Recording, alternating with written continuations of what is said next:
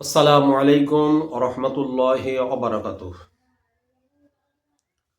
আলহামদুলিল্লাহ আলহামদুলিল্লাহি নাহমাদুহু ওয়া নাস্তাঈনুহু ওয়া নাস্তাগফিরুহু ওয়া নাউযু বিল্লাহি মিন শুরুরি আনফুসিনা ওয়া মিন সাইয়্যাতি আ'মালিনা মান ইয়াহদিল্লাহু ফালা মুদিল্লা লাহু ওয়া মান ইউদ্লিলহু ফালা হাদিয়া লাহু ونشهد أن لا إله إلا الله وحده لا شريك له ونشهد أن سيدنا وحبيبنا ونبينا ومولانا محمدا عبده ورسوله فقد قال الله تبارك وتعالى في كلام المجيد والفرقان الحميد بسم الله الرحمن الرحيم إن الله وملائكته يصلون على النبي يا أيها الذين آمنوا صلوا عليه وسلموا تسليما اللهم صل على سيدنا مولانا محمد وعلى آل سيدنا مولانا محمد اللهم صل على سيدنا مولانا محمد وعلى آل سيدنا حبيبنا محمد اللهم صل على سيدنا مولانا محمد وعلى آل سيدنا شفيعنا محمد সম্মানীয় সুধীজন, দূরে কাছে দেশ এবং বিদেশ থেকে যে সমস্ত ভাইরা আমার এই প্রোগ্রামগুলো দেখেন, আমি সকলকে হার্দিক অভিনন্দন, ভালোবাসা, শুভেচ্ছা ও সালাম জ্ঞাপন করছি। আসসালামু আলাইকুম ওয়া রাহমাতুল্লাহি ওয়া বারাকাতুহু। আমি আজকের আপনাদের সম্মুখে একটা বিষয় নিয়ে আলোচনা করার জন্য বসেছি, যেটা এ যুগের একজন বিশিষ্ট চিন্তাবিদ, আলেমে দ্বীন, যিনি শুধু বঙ্গ নয়, ভারতবর্ষ নয়, এশিয়া মহাদেশ নয়, সারা পৃথিবীতে তিনি তার পরিষ্কার পরিচ্ছন্ন বার্তাকে শিরা উপশিরায় রন্ধ্রে প্রত্যেকটা জায়গায় পৌঁছে দেওয়ার জন্য তিনি একটা মিশন তৈরি করেছেন। এই মিশনের কর্ণধার, এই মিশনের ধারক বাহক, বিংশ শতাব্দীর মুজাদ্দিদ, আমার শ্রদ্ধেয়ভাজন মহান মুর্শিদ কিবলা মোহাম্মদ আলী জহুর মাদ্দাজিল্লুহুল আলী। আমি তার শারীরিক সুস্থতা এবং দীর্ঘায়ু কামনা করছি। আপনারা সকলেই দোয়া করবেন আমার এবং আমাদের মুর্শিদ কিবলাকে আল্লাহ তাআলা এই দোয়াকে যেন কবুল করে নেন তারই জন্য। যে বার্তা আমি আপনাদের কাছে জ্ঞাপন করার কথা বলেছি, পবিত্র কোরআন শরীফে আল্লাহ তাআলা সূরা কাহফের একটা বর্ণনা দিয়েছেন। আল্লাহ তাআলা সূরা কাহফে যে বর্ণনা দিয়েছেন সেই কথাটা আমি আপনাদের কাছে পরিবেশন করছি। 28 নম্বর আয়াতে আল্লাহ বলছেন, বিসমিল্লাহির রহমানির রহিম ওয়ালা তুতি'ই মান আগফালনা কলবাহু আন যিকরিনা ওয়াত্তাবা'a হাওয়াহু ওয়া কানা আমরুহু ফুরুতা। সাদাকাল্লাহুল আযীম। এই আয়াতের উপরে দুটো অংশ আছে, আমি দুটো অংশকে ছেড়ে একবার শেষ অংশটা আপনাদের কাছে পরিবেশন করলাম।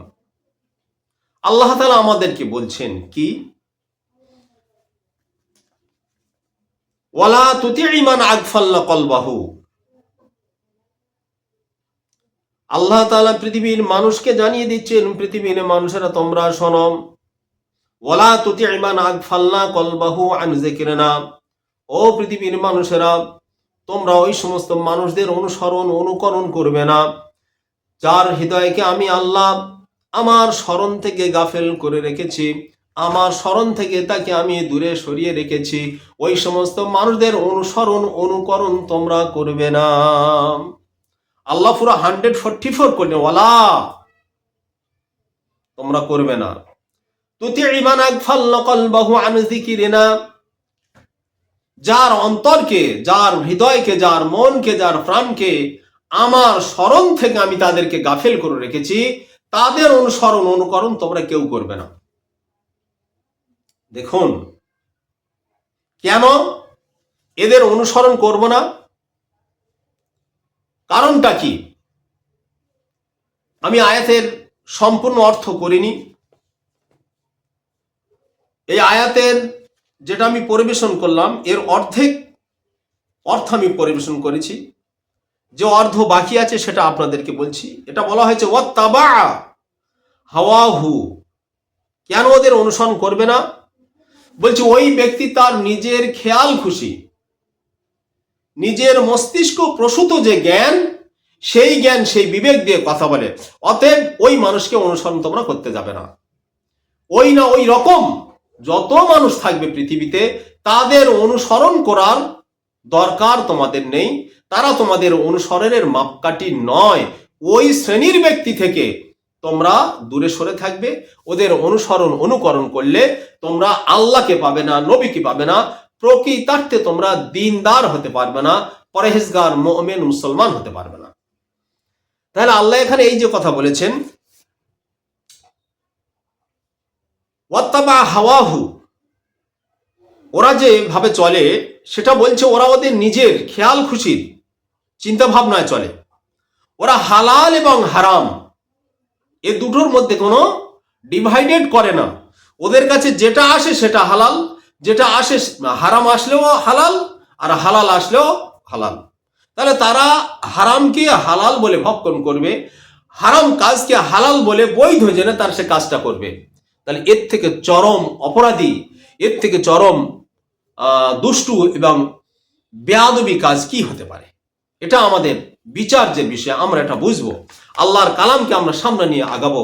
আল্লাহর কালাম আমাদের সামনে থাকলে আমরা সেটার উপর নির্ভর হয়ে আমরা চলবো। একটা পাখির যদি বাজু থাকে, ডানা থাকে, ও পাখি দূর থেকে দূরান্তরে এখান থেকে বিভিন্ন জায়গায় চলতে পারবে। একটা মানুষের যদি পা থাকে সে হাঁটতে চলতে ফিরতে পারবে। আবার এই মানুষের যদি 2 চাকা বাইক থাকে, স্কুটি থাকে, আপনার 4 চাকা গাড়ি থাকে, তাহলে দেশ থেকে দেশান্তরে আবার কেউ প্লেনে সারা পৃথিবীকে পরিভ্রমণ করে আসতে পারে।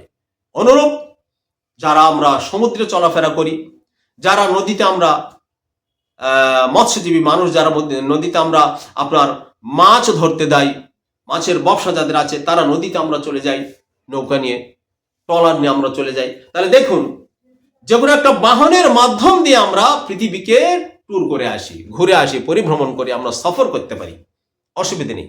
কিন্তু এখানে কি বলা হয়েছে? এরা হালাল এবং হারাম দুটোকে এক করে দেবে। হালালকে হালাল জানতে হবে, হারামকে হারাম জানতে হবে। হালালকে হালাল জেনে গ্রহণ করতে হবে, আর হারামকে হারাম জেনে বর্জন করতে হবে। কিন্তু হালাল এবং হারাম যেটা আসবে আমার কাছে চলবে তো ঠিক নয়। তাহলে আমার চলার একটা পদ্ধতি আছে। পাঁচ আমি হেঁটে বৈধ পন্থায় ভালো কাজে যাব, হাত আছে হাত দিয়ে আমি ভালো কাজ করব, আমার জবান আল্লাহ দিয়েছেন জবান দিয়ে ভালো কথা বলবো, খারাপ কথা বলবো না। আল্লাহ তাআলা আমার চোখ দিয়েছেন, এই চোখ দ্বারা আমি ভালো জিনিস দেখব, উপলব্ধি করব। কিন্তু এই চোখ দিয়ে আমি অন্যায় অত্যাচারমূলক যে কাজ, যে নাটকীয় বর্ণনা যেগুলো সব আজকাল যুগে চলছে, এই খারাপ অশ্লীল আদর্শের প্রতি আমি লক্ষ্য রাখবো না। আমার চোখ আল্লাহ ওয়ালাদের দিকে তাকাবে, আমার চোখ নামাজ মসজিদের দিকে নিয়ে যাবে, আমার চোখ মোমেন মুসলমানদের দিকে নিয়ে যাবে। আমার এই চোখ আল্লাহর কালাম, নবী পাকের হাদিস, সত্য জিনিস পড়ার জন্য আমার চোখ আমাকে সেদিকে অগ্রবর্তী ভূমিকা গ্রহণ করবে। কিন্তু সেটা কোথায়? মন চাই যেদিকে তো হয় না। চোখ এমন একটা জিনিস, এ চোখ দেখার সাথে সাথে আমরা আপনার অন্তরাত্মায় খবর দিয়ে দেবে। শয়তান সদা সর্বদা আমাদের কলবে ঘিরে বসে রয়েছে। যখন এই চোখ দেখলো, দেখার সাথে সাথে নাফসানিয়াতের ধোকায় পড়ে আমরা সেই অন্যায় কাজের দিকে চলে যাই। তাই আল্লাহ বলেছে কি, যে ওয়াত্তাবা হাওয়াহু, ওরা ওদের নিজের খেয়াল খুশি মতো ওরা চলাফেরা করে। যারা নিজেদের খেয়াল খুশি মতো চলাফেরা করে, ওদের অনুকরণ করা যাবে না। ওদের কাছ থেকে, ওদের সংস্রব থেকে তোমাকে সরে থাকতে হবে। আর কি, এবার বলছে ওয়াকানা আমরুহু ফুরুতা। এরপর আল্লাহ তাআলা কি জানাচ্ছেন, যে দেখো আল্লাহ যে কথা আমাদেরকে বলেছেন, এ কথার শুকরিয়া আদায় করে আমার আপনার মতো মানুষ আমরা পেরে উঠব না। ওরা যে চিন্তা ভাবনাগুলো করে, ওটা কি, তার কাজ হলো সীমা লঙ্ঘন করা। আর এই সীমা লঙ্ঘন করার পরে ওরা ধ্বংসের দিকে এগিয়ে যাবে, আর ধ্বংস ওদের জন্য অনিবার্য। তাই আল্লাহ বলছেন ওয়াকানা আমরুহু ফুরুতা। তাহলে ওরা যে কাজ করে এটা খুবই জঘন্যতম কাজ। সীমা লঙ্ঘনকারীকে আল্লাহ তাআলা পছন্দ করেন না, আর সীমা লঙ্ঘন করলে আল্লাহ তাআলা তাকে ধ্বংসের দিকে নিয়ে যায়। তাহলে আসুন আল্লাহর এই কালামের দিকে লক্ষ্য রেখে আমরা একটু চিন্তা ভাবনা করে চলবো। এই জগতে আমরা আমাদের মসজিদের ধরুন একটা ইমাম নিযুক্ত করব। এই মসজিদের ইমাম নিযুক্ত করতে গিয়ে দেখছি কি, মসজিদ কমিটি মসজিদের ইমাম নির্বাচন করবে। আমরা দেখছি মসজিদের ইমাম নির্বাচন করার ক্ষেত্রে পবিত্র আল্লাহ তাআলা যে কালামুল্লাহ শরীফ আছে, এই কোরআন পাক আছে, এই কোরআনটা কতটা সে সহি করে পড়তে পারলো, এটাই সর্বপ্রথম মসজিদ কমিটি তার উপরে একটা লক্ষ্য রাখে। এর জামাটা কত বড়, এ কাটা পড়েছে না জড়া পড়েছে, এর মাথার টুপিটা গোল না লম্বা, আর এ পরিষ্কার পরিচ্ছন্ন কিনা, দাড়িটা কতটা ছোট কতটা বড়। আমরা বাহ্যিক শরীয়তের এই কিছু কৃষ্টি কালচার দেখি, এবং মাসলা মাসাইলের জ্ঞান কতটুকু আছে। তাই পাশে যখন একজন যদি আলেম থাকে, কোনো বয়োজ্যেষ্ঠ প্রবীণ জ্ঞানীগুণী ব্যক্তি থাকে, নামাজ কালাম করে তাকে ডেকে নিয়ে আসি। কোনো হাফেজ থাকলে তাকে ডাকি। তাহলে মাওলানা হাফেজ কারি সাহেবদের ডেকে নির্বাচন করি, দেখুন আমাদের মসজিদে এই ব্যক্তিটি ইমামতি করতে এসেছেন, তো একে আমরা নিতে পারবো কিনা। তা আমরা সাধু স্বীকারে বলি, ঠিক আছে বাবু, একটু কোরআন তেলাওয়াত করো। কোরআন তেলাওয়াত করলেন, করার পর বললাম ঠিক আছে, আচ্ছা মাসলা মাসাইল কেমন জ্ঞান আছে বলো তো। বলে একটা প্রশ্ন করা হলো, প্রশ্নের উত্তর দিলেন। আমরা বললেন আলহামদুলিল্লাহ, লোকটা চলবে। আচ্ছা জুমার দিন বক্তব্যটা দাও। জুমায় বক্তব্য দিলেন। জুমায় বক্তব্য দেওয়ার পর মানুষ তার প্রতি একদম অনুপ্রাণিত হয়ে গেল। বললে হ্যাঁ, এই লোকটা খুব চলবে, একদম জেহাদি মানুষ, এই যুগের সাচ্চা মানুষ। এত সুন্দর ইমাম আর কোথায় পাবো? ইতিপূর্বে যারা এসেছে আমাদের মসজিদে অন্তত পক্ষে এইরকম ইমাম আর আসেনি। এ যোগ্য মানুষ, গলার কি এলাহান, কি সাউন্ড, কল্পনা করা যায় না। ভাই আমার, আমি আজকের দিনে বলছি, ইমাম নিযুক্ত করার কাজ আপনারা করতে পারলাম না। এ কমিটি মসজিদের ইমাম নিযুক্ত করতে পারল না। মসজিদের ইমাম যখন নিযুক্ত করবেন, ভাই আমার, খেয়াল রেখে দিতে হবে আল্লাহর কোরআন কি বলেছে, আল্লাহ তাআলার কালাম কি বলেছে, সেদিকে আমাদের লক্ষ্য রাখতে হবে।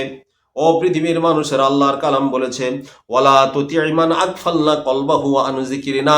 আল্লাহ তাআলা জানিয়ে দেন, মানুষেরা তোমরা শোনো, ওই সমস্ত মানুষদেরকে তোমরা অনুকরণ করবে না, তাদের সংস্রবে তোমরা যাবে না, যার হৃদয়কে আমি আল্লাহ আমার জিকির থেকে গাফেল করে রেখেছি।